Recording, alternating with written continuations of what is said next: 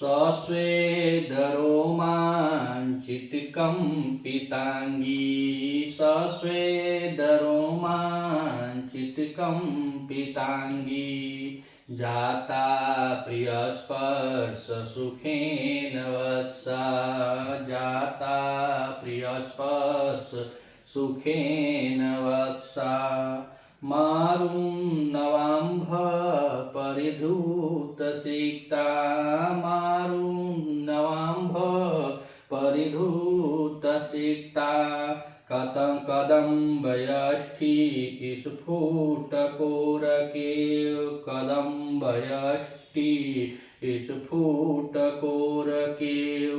पिछले श्लोक में हम लोगों ने देखा कि भगवान रामचंद्र जी के हाथ से वह करें हा अधिक प्रमाद हा अधिक प्रमाद, करें कि धिक्कार है मुझसे भूल हो गई मुझसे भूल हो गई।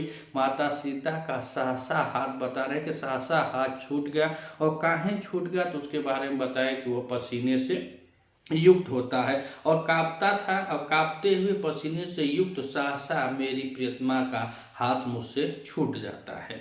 तो छाया रूप में माता सीता जी रहती हैं, तो इनको तमसा जी और सीता जी एक दूसरे को देख लेते हैं, जानते हैं। तो सीता जी भी कहें कि हा धिक धिक्कार है मुझे निरंतर विद्यमान और अत्यधिक क्षोभा भजन होने के कारण, शोभाजनक इनके अंदर जो क्षोभ था तो उसको मैंने क्षोभजनक होने के कारण जो वेदना से युक्त अपने आप को अभी तक मैं संभाल नहीं पा रही हूँ, ऐसा सीता जी कहती हैं। और उस दशा को देखकर चूंकि वह मूर्छित हैं और परित्याग किए हैं, पति पत्नी का स्नेह है, तो पिछले श्लोक में बताया कि श्रृंगार प्रधान करोड़ रस वह रस था उसमें श्लोक में, तो इसको बतलाते हैं। तो जब पत्नी पति का मिलन होता है, पत्नी जब मुझसे सहसा हाथ छूट जाता है, वह छोड़कर हाथ वह कह रहे हैं कि मुझसे गलती हो गई, तब यह अपने मन में क्या कहती है कि अपने आप को धिक्कारती है। जब धिक्कारती है तब तमसा जी देखती हैं, तो तमसा जी बड़े खुश हो करके, मतलब खुशी के कारण बता रही हैं कि सह स्नेह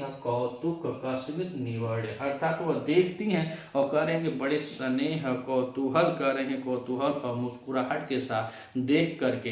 यह तमसा का कथन है, 42वां श्लोक है, तृतीय अंग है उत्तरा चरितम का। तो अब उसको देख करके यानी जैसे भावुकता आती है, पहले वह डर और भय से अपने हाथ को खींच लेती है, कहें कि प्रभु ने उनका परित्याग किया, कहीं प्रभु जान न जाए, और प्रभु उन्हीं के प्रेम स्नेह से वह बार बार मूर्छित हो रहे हैं, और फिर उन्हीं के स्पर्श से वह फिर से जीवंत भी हो रहे हैं। तो वह सब देख करके तब तमसा जी बड़े मुस्कुराहट के साथ कौतूहलता के कारण बता रही हैं कि सस्वेद रोमांचित कंपितांगी जाता प्रिय स्पर्श सुखेन वत्सा। यहाँ पे देखेंगे वत्सा, वत्सा को ने माता सीता के लिए तमसा जी कह रहे कि हे पुत्री सीते कह रहे कि सस्वेद यानी पसीने से युक्त, रोमांचित रोमांच से युक्त, और कंपित कांपते हुए अंगों वाली जाता हो रही हो।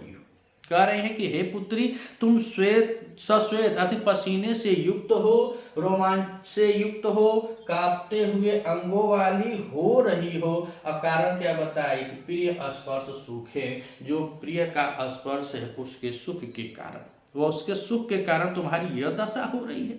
तो कहे कि वत्सः प्रिय स्पर्श सुख है, हे पुत्री तुम अपने प्रियतम के स्पर्श के सुख के कारण सस्वेद हो रही हो, अर्थात पसीने से युक्त हो रही हो, रोमांचित हो रही हो, रोमांच से युक्त हो रही हो, कंपितांगी यानी कंपितांगी कह रहे हैं कि कंपन मन कांपती हुई अंगों वाली हो रही हो। और कारण बताया कि प्रिय स्पर्श सुख है, अर्थात प्रियतम के स्पर्श के कारण ऐसी तुम्हारी दशा है। तो सस्वेद रोमांचित कंपितांगी से किसका बोध हो रहा है, तो माता सीता का बोध हो रहा है। तो यहाँ पे समास की बात करें तो यहाँ बहुब्रीहि समास हो जाएगा। कौन सा समास होगा, तो बहुब्रीहि समास होगा। कौन हो रहा है, पसीने से युक्त कौन है, रोमांच से युक्त कौन है, कांपते हुए अंगों वाली कौन हो रही है, तो माता सीता जी हो रहे हैं। तो इसीलिए कहा जाता है स्वेदानी रोमांचितानी कंपितानी अंगानी यस्या, अर्थात बहुब्रीहि सीता जी ऐसे हो रही है। सीता जी के अंग के बारे में बता रही हैं कि वर्षा हे प्रिय पुत्री प्रिय स्पर्श सुख है, अपने प्रियतमा के सुख यानी प्रियतमा के स्पर्श के कारण, जो अपने प्रियतम के स्पर्श के कारण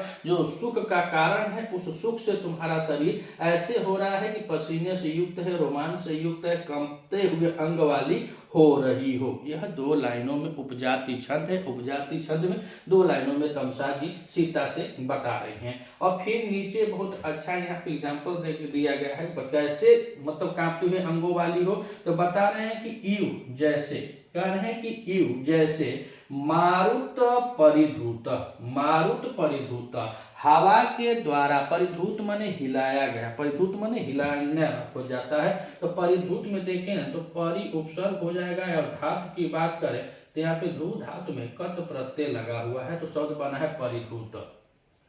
तो कहे कि यू माने जैसे, मारुत माने हवा, मारुत माने हवा, हवा और परिधूत माने कंपन कराना, जैसे हवा के द्वारा कंपन होता है या हवा के द्वारा हिलाया गया। और क्या कर रहे हैं तो कह रहे हैं नवाम्भु, नवाम्भु ना मतलब नभ, अम्भु माने जल, तो नभ से अर्थात आकाश से जो नए नए बारिश के बूंद होते हैं, उन नए बारिश के बूंदों से सींचता, सिंचित किया गया, क्या सिंचित किया, जिसको सींचा गया हो। तो कह रहे हैं कि यहाँ पे कि इव जैसे मारुत परिभूत, हवा के माध्यम से, हवा के द्वारा कंपन कराया गया हो, हवा के द्वारा हिलाया गया हो। और नवाम्भु नए नवीन वर्षा के बूंदों से सिक्ता माने जिसका सिंचन किया गया हो, जिसका सिंचन किया गया हो। और सिक्ता में देखा जाए तो यहाँ पे सिक्ता में सिच धातु हो जाएगी। कौन सी धातु है? सिच धातु है और कत प्रत्यय लगा हुआ शब्द बना है सिक्ता।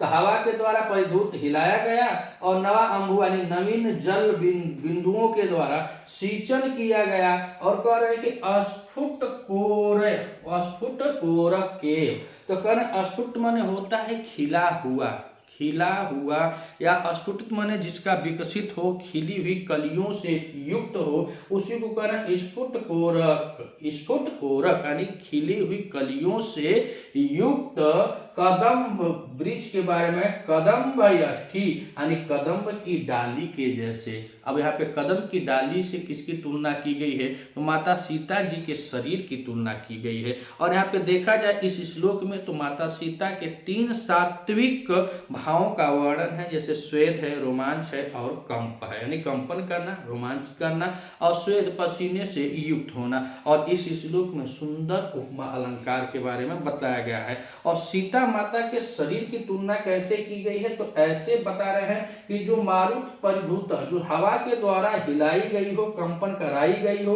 नवारंभो, नवा अंब यानी नवीन जल कणों के द्वारा, सिक्ता माने सींची गई हो, और अस्फुटित कोर के अर्थात खूब अच्छे कलियों से युक्त, यानी जो यहाँ पे कलियां हैं उन कलियों के बारे में बता रहे हैं कि जो कलियां हैं उन कलियों से युक्त होनी चाहिए, खिली हुई कलियों। और कलियां कैसी हैं? तो कदम्ब की। तो कदम्ब के वृक्ष के बारे में, कदम्ब के खिले हुए कलियों से युक्त, यष्टि माने उसकी जो डाल है, कदम्ब की डाल है, उस डाल के समान माता सीता के शरीर के बारे में बतलाया गया है। तमसा जी कह रही हैं कि ऐसी तुम्हारी दशा है, ऐसी हालत हो गई है कि तुम्हारा शरीर कदम्ब के डाल, वह भी डाल कैसी हो? तो नवीन कलियों को धारण करने वाली है। जिस वृक्ष पर फूल फल लग जाते हैं वह डाल न जाती है, नरम हो जाती है, नाजुक हो जाती है। उस प्रकार से ये बता रहे हैं कि जो हवाओं के द्वारा कंपित कराया जाता है, जो नवीन वर्षा के कणों से जिसका सिंचन किया गया और जिस डाल में नवीन नए नए कलियां खिल उठी हो,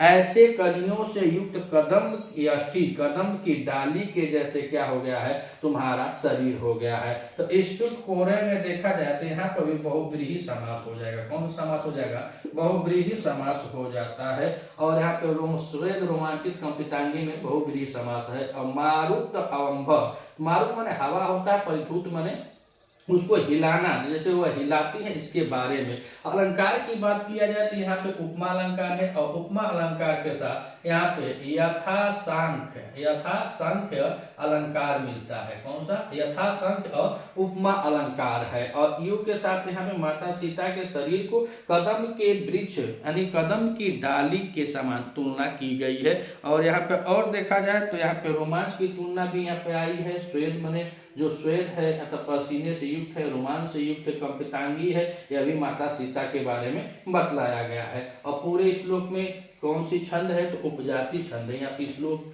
छंद की बात करें तो उपजाति छंद है। उपजाति छंद है। अलंकार जो है उपमा और यथा संख्य अलंकार है। अगर आप इस चैनल पर नए हैं तो चैनल को सब्सक्राइब कीजिएगा। इससे पूर्व आप जाएंगे इस चैनल में तो जितने भी उत्तरराम चरितम की वीडियो है वहाँ आपको प्राप्त हो जाएगी। अगर आप इस चैनल पर नए हैं तो चैनल को सब्सक्राइब कीजिएगा। वीडियो अगर आपको अच्छी लगे तो अधिक से अधिक शेयर कीजिएगा। मिलते हैं अगली वीडियो में, तब तक के लिए नमः संस्कृत।